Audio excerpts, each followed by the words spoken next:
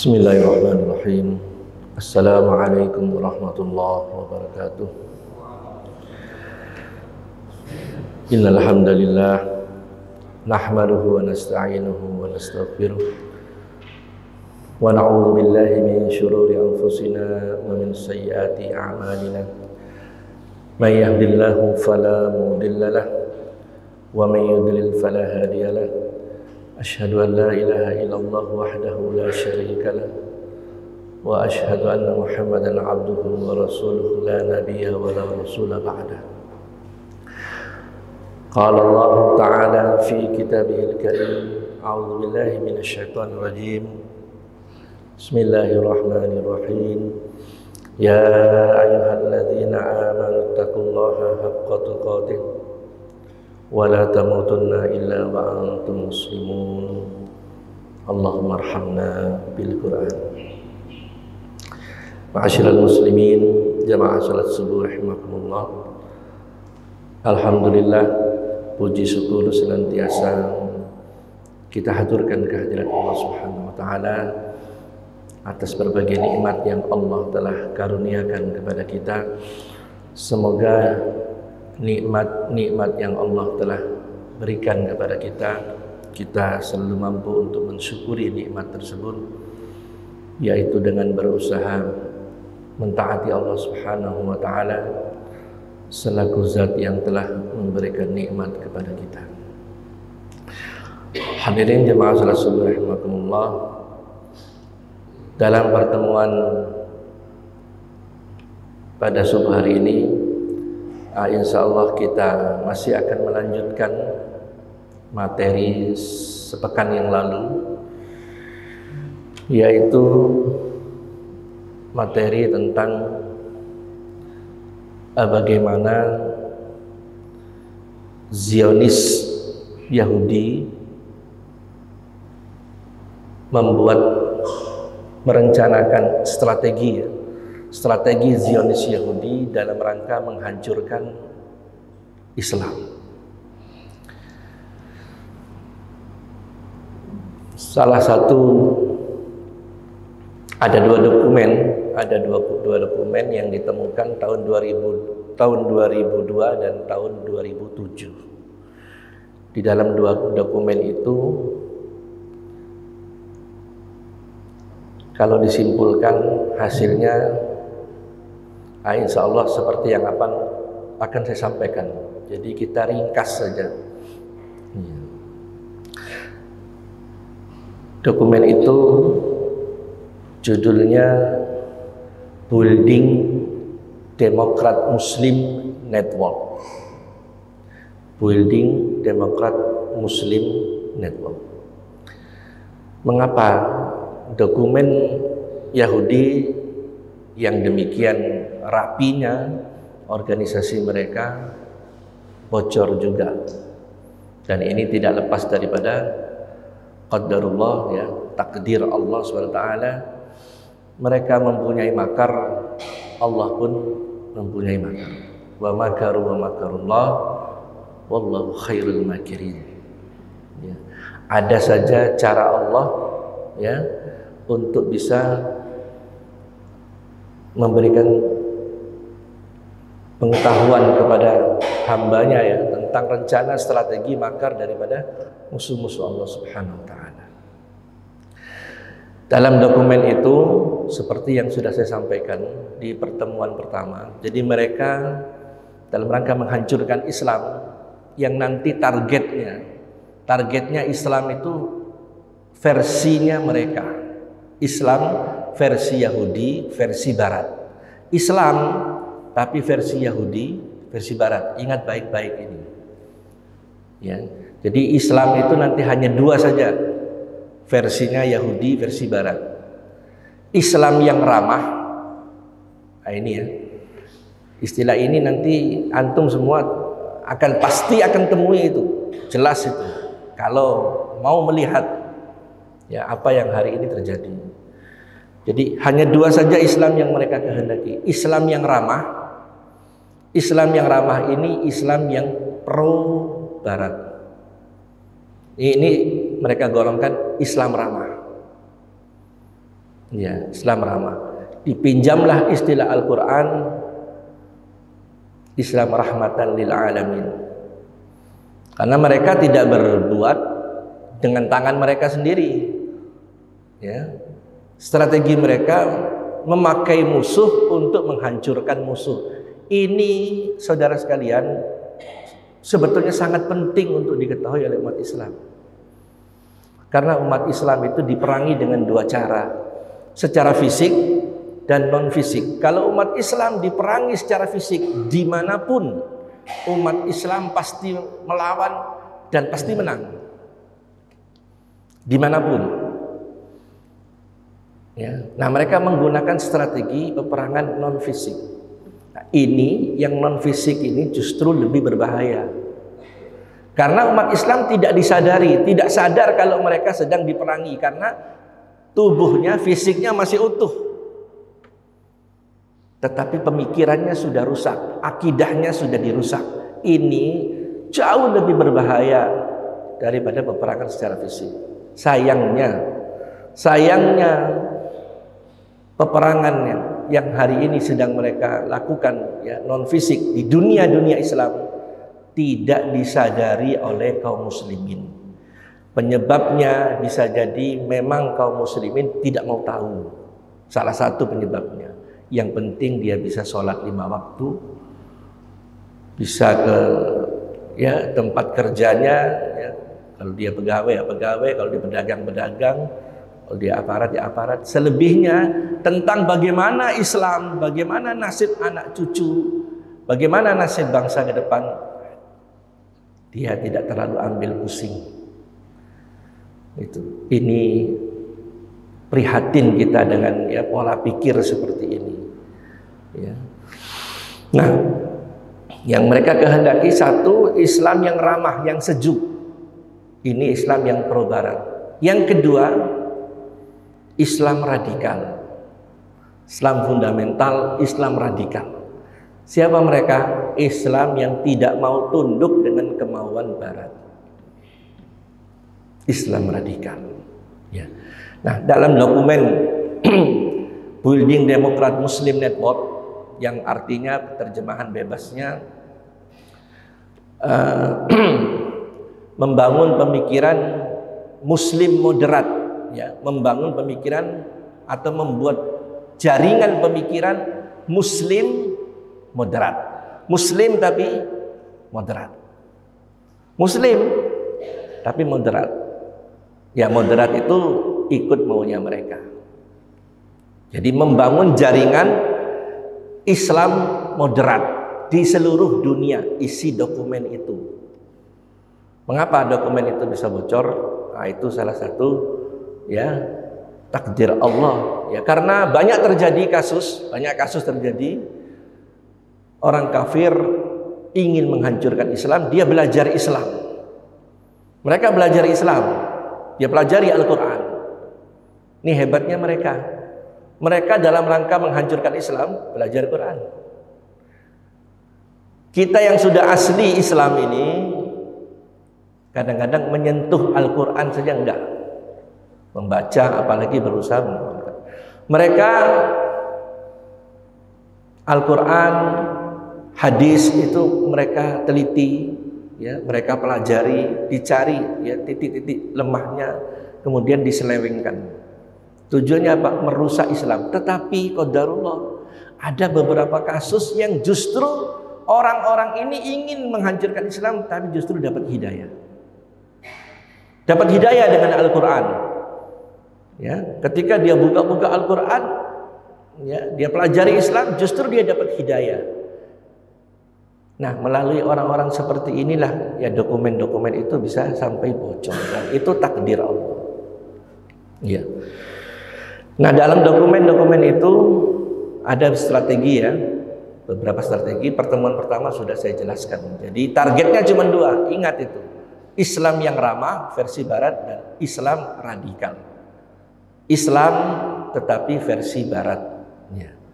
Ya, ini Islam yang ramah. Dan memang Allah sudah jelaskan dalam Al-Quran ya, surat Al-Baqarah ayat 217. wala yazaluna yuqatilunakum hatta yaruddukum an dinikum in istata'u. Mereka tidak henti-hentinya berusaha memerangi kamu, hai kaum muslimin. Tidak berhenti, kata Allah. Apa targetnya? Hatta yaruddukum an dinikum, sehingga kamu murtad. Murtad ini bukan berarti pindah agama dari Islam kepada non-Islam. Islam tapi tidak lagi berpegang kepada nilai-nilai Islam. Islam tidak lagi mau berpegang kepada nilai Islam. Islam benci Islam. Ada enggak? Banyak. Nanti kita akan sampaikan. Targetnya itu. Ya, jadikan mereka muslim-muslim yang tidak cinta agamanya. Jadikan mereka muslim-muslim yang akidah Islam sudah dicabut dari dadanya. Dan itu hari ini banyak jumlahnya. Ya, Allah sudah jelaskan, Allah nggak mungkin bohong. Ya, jadi target mereka itu seperti itu. Tidak berhenti memusuhi, memerangi kaum muslimin sampai umat Islam diharapkan tidak lagi berpegang kepada nilai-nilai Islam. Justru Islam yang benci Islam. Nanti kita akan sampaikan. Strategi pertama tempoh hari, jadi mereka memilah-milah Islam. Jadi mereka membuat mapping dulu. Mapping itu apa? Pemetaan. Umat Islam ini diteliti, dipetakan. Kemudian kesimpulannya mereka tuangkan dalam dokumen ini. Ya, jadi pertama sudah saya sampaikan, Islam fundamental. Ya, pertemuan yang lalu. Islam fundamental, Islam radikal. Sebagaimana nyanyian hari ini, radikal radikul. Hari ini banyak. Ya, Islam radikal. Itu yang pertama. Islam radikal diberi status oleh mereka bahaya. Bahaya. Rekomendasinya apa? Harus dihabisi, musnahkan. Ya maaf hadirin, ini penting ini. Saya sebagai alasan pelepas tanggung jawab, saya harus sampaikan. Bisa jadi antum tidak pernah mendengar ini di tempat lain. Ya, tidak pernah, tapi tidak apa-apa. Ini sebenarnya sangat-sangat ya, mereka tidak suka ini kalau ini dibahas. Jadi pertama Islam radikal, Islam fundamental atau radikal. Ya, statusnya bahaya, harus dihabisi. Bagaimana strateginya? Sudah saya sampaikan kemarin. Kalau saya ulang lagi panjang. Yang kedua, Islam tradisional. Jadi pertama Islam fundamental radikal, ya.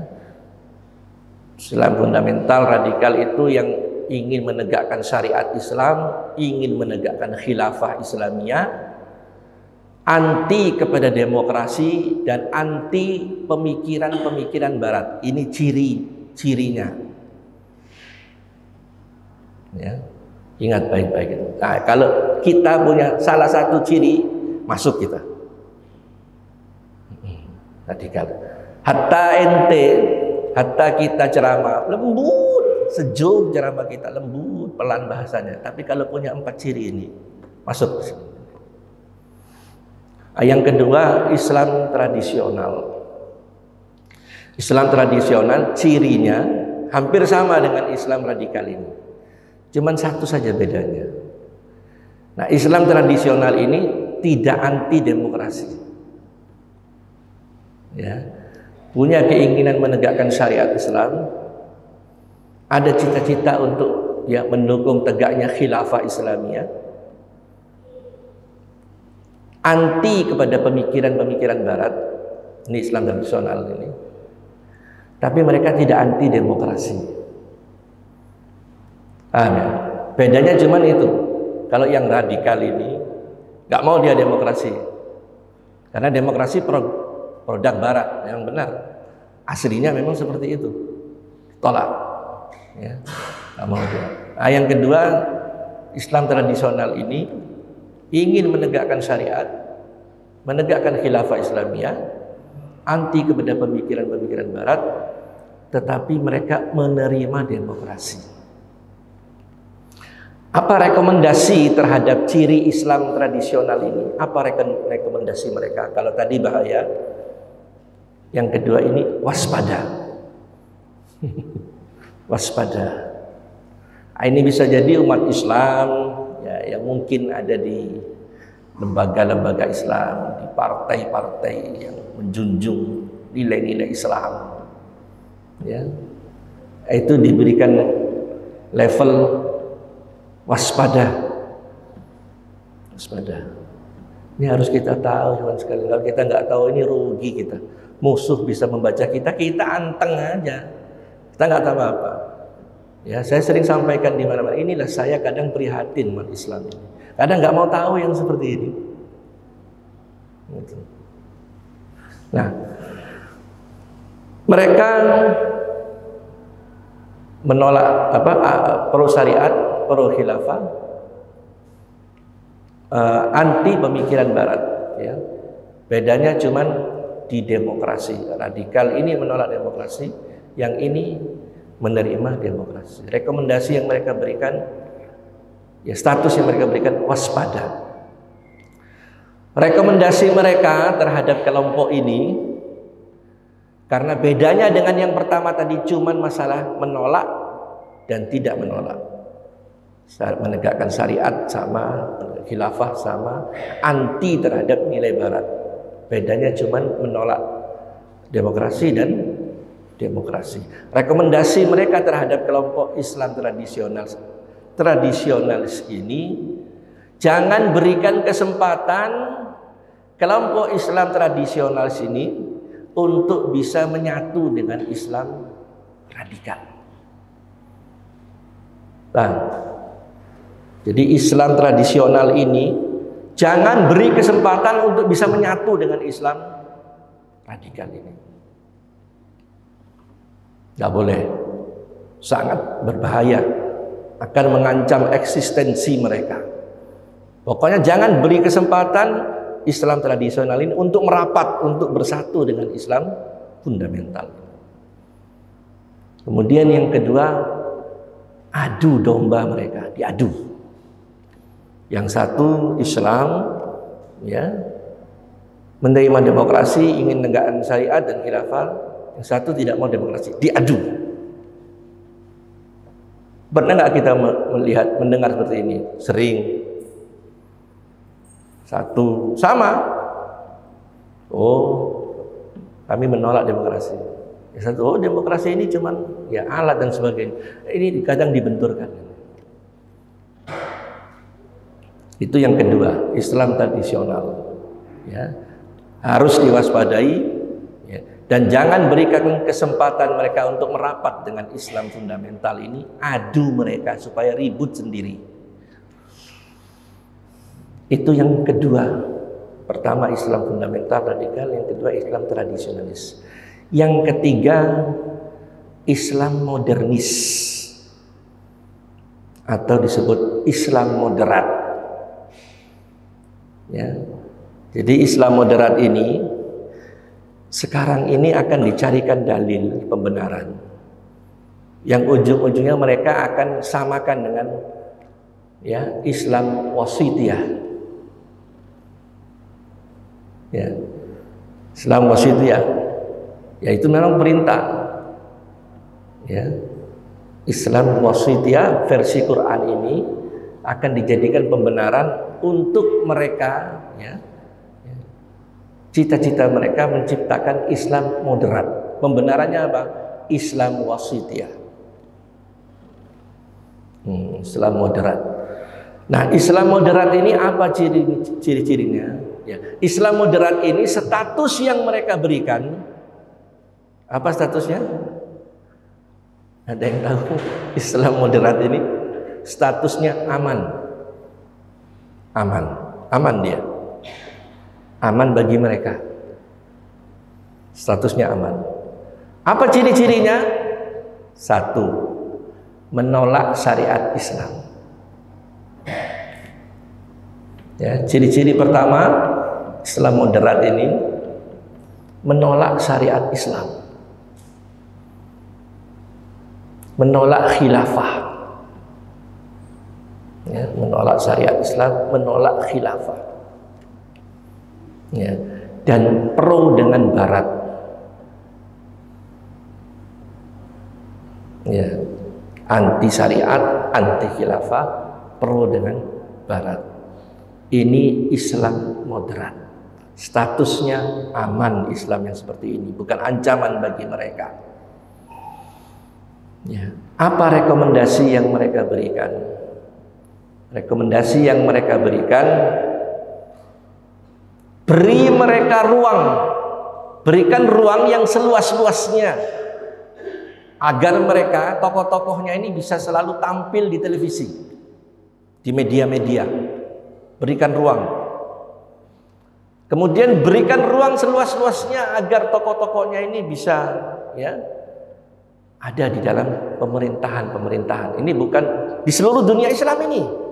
Karena ini misi mereka ini global untuk seluruh dunia Islam. Berikan ruang mereka untuk bisa menempati posisi-posisi strategis di pemerintahan. Ya, anti syariat, anti khilafah, ya, pro Barat. Ada nggak gitu? Banyak sekali. Islam diajak menegakkan syariat Islam, dia tolak, alergi. Ya. Alasannya macam-macam. Dalilnya kalau saya sebutkan banyak sekali. Di antara dalilnya, Islam tak cinta Islam. Bagi Islam yang seperti ini, penting sholat 5 waktu, sudah selesai. Ada uang pergi haji, lebih lagi uang umroh, ada lebih lagi sedekah. Gimana sih kita? Ini Allah memerintahkan kita menegakkan syariat Islam. Oh, tidak usah urus itu, tak perlu itu. Ya, padahal menegakkan syariat Islam itu Allah perintahkan langsung itu. Nabi diingatkan oleh Allah Subhanahu wa taala. Summa ja'alnakum 'ala syari'atin minal amri fattabi'ha wa la tattabi' ahwa'al ladzina la ya'lamuna syai'a. Aku jadikan engkau hai Muhammad dalam kehidupan ini berdiri di atas satu syariat, yaitu syariat Islam. Apa perintahnya? Fattabi'ha, bukan wattabi'ha, fi'il amr. Fattabi'ha, ikuti, tegakkan syariat yang satu itu. Kemudian apa larangannya? Wala tattabi' ahwa'al ladzina la ya'lamuna syai'a. Jangan kamu ikuti syariat, ya, orang-orang yang tidak punya pengetahuan untuk mengatur kehidupan. Jangan ikuti, kata Allah. Ini perintah begitu jelas. Ya. Nah, ini hari ini banyak Muslim tak cinta Islam, berislam saja, tapi dia tidak cinta Islam, tidak merasa memiliki Islam, tidak tersinggung kalau Islam dicela. Ada nggak begitu? Banyak. Ada Islam yang ketika nabinya dihina, marah umat Islam. Bela, turun ke jalan-jalan, bela kehormatan nabinya. Nah, oleh Islam yang seperti ini, ya, Islam moderat, yang membela nabi itu dicela. Sudah, biar saja, hak mereka itu. Ya, orang yang membela kehormatan nabinya disalahkan sendiri, bukan oleh orang Barat, oleh umat Islam sendiri. Lihat saja yang sudah terjadi. Akhirnya dituduh apa? Itu yang begitu itulah radikal. Ada orang Islam, nabinya dihina, tersinggung, marah, membela, radikal. Tapi orang Islam yang model seperti ini, anti syariat, anti khilafah, pro Barat, istrinya disinggung, lapor dia. Pencemaran nama baik. Dia akan marah kalau istrinya disinggung, kehormatannya disinggung. Tapi dia tidak marah kalau nabinya dihina. Nah, Islam seperti ini menurut strateginya Rand Corporation, sarang Yahudi itu, Islam seperti ini, inilah Islam yang ramah. Ini biar jelas saja saya jelaskan ini. Kalau enggak kasihan kita. Ya. Nah, rekomendasi mereka terhadap Islam seperti ini yang anti syariat, yang merasa cukup saja dengan sholat 5 waktu, sholat, jikir-jikir, puasa, naik haji, zakat, wis, tok, titik, tok, udah nggak usah macam-macam. Nah, Islam yang seperti ini, rekomendasi mereka ini aman. Islam begini ini. Kalau mau bikin masjid 10 masjid dibikinkan. Yang penting nggak usah bicara syariat, nggak usah bicara khilafah, ya, aman. Ya. Di rekomendasi mereka, beri ruang untuk mereka bisa tampil di media-media, beri ruang mereka untuk bisa masuk di posisi-posisi penting pemerintahan.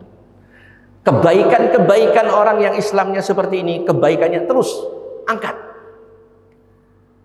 kebaikannya, viralkan di mana-mana. Keburukannya tutup, cepat-cepat tutup. Ini rekomendasi mereka. Kemudian panggil mereka dengan gelar-gelar kehormatan dan gelar-gelar akademisi mereka. Kiai Haji. Ya. Ada enggak? Banyak. Kiai Haji. Ya. Enggak suka kepada syariat Islam. Sinis kepada orang yang ingin menegakkan syariat Islam, membenci, memusuhi orang yang menegakkan syariat Islam. Ya, keburukannya kalau ada cepat ditutup. Gelar-gelar kehormatannya sebut, gelar akademisinya sebut. Kiai Haji, Profesor, Dokter, ujungnya SHM, HMBA, panjang sekali. Supaya apa? Masyarakat tahu, oh itulah tokoh-tokoh Islam panutan. Itulah tokoh-tokoh Islam. Sementara yang pertama tadi itu, Islam yang kata mereka radikal, jangan sekali-kali sebut gelar kehormatannya dan titel-titelnya, gelar akademik. Sebut namanya saja. Untuk apa? Untuk mengkerdilkan tokoh-tokoh yang mereka tuduh radikal. Ya. Ini wallahi demi Allah saya sudah sampaikan, ya, ini dokumen yang sangat penting yang mestinya umat Islam wajib tahu, ya, karena ini sedang terjadi, ya, dan masih terus akan terjadi. Jadi kita ini dipetakan oleh mereka tanpa umat Islam ini punya kesadaran untuk membuat peta mereka seperti apa. Kita diteropong oleh mereka, diteliti, kemudian dipilah-pilah, kita sendiri nggak tahu. Inilah kelemahan kita umat Islam. Nah, jika ada orang yang sadar seperti ini, radikal. Bagi Muslim yang jiwanya betul-betul Muslim, cinta Allah, cinta Rasul, cinta agamanya, biar mereka pakai zikir itu radikal. Radikal. Suruh zikir dengan radikal, tidak ada masalah. Hidup ini nggak lama-lama amat. 60-70 tahun selesai. Rugi kita kalau tidak membela Islam. Rugi kita kalau tidak berdiri di posisi orang yang cinta dan ingin menegakkan Islam. Rugi kita. Hidup nggak lama-lama amat. Uang yang kita tumpuk-tumpuk nggak ada gunanya nanti di hadapan Allah. Yauma la yanfa'u malun wala banun illa man atallaha biqalbin salim. Nanti di hadapan pengadilan Allah, harta yang kita cari-cari siang pagi sore malam kita tumpuk-tumpuk, anak yang kita didik, gelarnya panjang, titelnya panjang, bintangnya banyak, la yanfa', dia tidak bisa membela kita di hadapan Allah. Illa man atallaha biqalbin salim. Kecuali hari itu orang yang datang dengan Islam yang betul-betul Islam. Qalbin salim itu Islam yang lurus, akidahnya jauh dari syirik. Hanya itu yang selamat. Fulus yang kita cari, kerja banting tulang siang pagi sore malam, uangnya banyak, anaknya bertitel, tidak ada gunanya. Tidak ada gunanya. Maka tentukan posisi kita hari ini. Wahai saudaraku, di mana kita berdiri? Islam itu nggak ada tengah-tengahnya. Jangan coba-coba pilih tengah-tengah. Ya. Hizbullah, hizbus syaitan. Ini masih ada satu lagi nih, masih ada satu jenis. Ya, satu jenis Islam lagi nih nanti pertemuan berikut. Hanya ada dua saja. Wahadainahun najdain.